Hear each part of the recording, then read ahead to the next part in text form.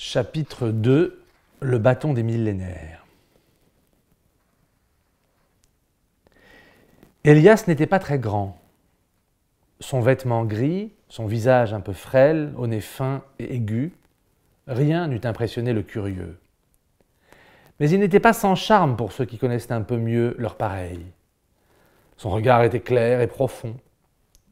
Une vie, dont on ne pouvait deviner la cause, se lisait parfois sur son visage. Tout le contraire de cette puissance qu'on voit aux animaux et aux hordes. Une force extraordinaire conjuguée à une fragilité qui ne se cachait pas. Certains appellent cela être beau. Il s'était assis sur une pierre. Il y resta un long moment sans rien dire, tentant, lui si léger, si mobile, d'approcher l'inertie pour mieux comprendre.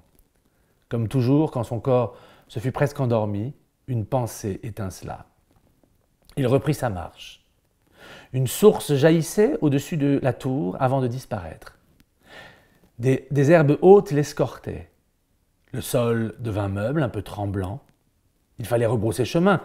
Il était parvenu à la tourbière de Sion, qui ressemblait à celle que son père lui avait décrite à Cuxhaven, où avait commencé ce qui allait s'achever ce matin. La tourbière de cette Germanie qu'ils avaient fui. Élias avait été averti de l'importance de la tourbe sans que Har, son père, lui eût enseigné son secret. Attentif à l'excès, il entendait couler l'eau goutte après goutte entre les tiges et les racines. Il croyait sentir les fibres en dedans d'elles-mêmes se distendre, se gâter, se transformer sous l'effet de cette eau, dans d'étranges mutations qui brunissaient les matières et étouffaient les sons. Pourquoi s'en émouvait-il? Car il était affecté. Il sentait les plantes souffrir dans cette eau sans air. Enfin, il fut frappé. Une immense nausée le traversa de part en part. Tout son corps, des ongles des pieds aux cheveux de la tête, s'éprouva dans l'idée qu'il vit. Il était là, dans la tourbière, et l'évidence se créa en lui. Les hommes n'appartiennent plus à la terre. Leur matière n'est plus le sable ou le limon. Rome a reflué, sa mémoire va se dissoudre, mais des nations vont pousser, vont naître de la tourbe. Tels des rejetons plus malsains encore. La tourbe est à présent la matière qui constitue les hommes. Voilà ce que dit Élias, à haute voix, se tenant le cou tant le sang y butait, et s'étranglant presque pour le faire refluer. Particularité des hommes. Les bêtes naissent de leur espèce, mais les hommes naissent du monde, à cause de l'esprit qui les traverse et qui recommence tout de zéro, zéro, le chiffre qu'avait rapporté Gerbert d'Aurillac. Un jour, un homme fit en pensée du nouveau. C'est pourquoi l'on dit qu'il fut façonné à partir de la terre. Cela signifie qu'il était né de rien. La terre est ce rien, car la terre est informe, possible de tous les possibles. Tel fut celui qu'on nomma Adam. Dans ce nom, on désigne la terre à laquelle on a retiré une lettre. À partir de lui, avec une lettre de plus, la terre avait été renommée. Les hommes marqués par cet Adam se crurent alors venus de la terre. Ils venaient de lui en fait, comme les animaux viennent de leur espace.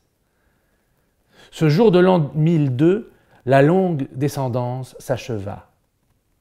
Élias vit que tout recommençait, non de la terre informe, pour leur plus grande intelligence, mais de la tourbe, qui semble de la terre, et n'en est pas pour leur plus grand malheur.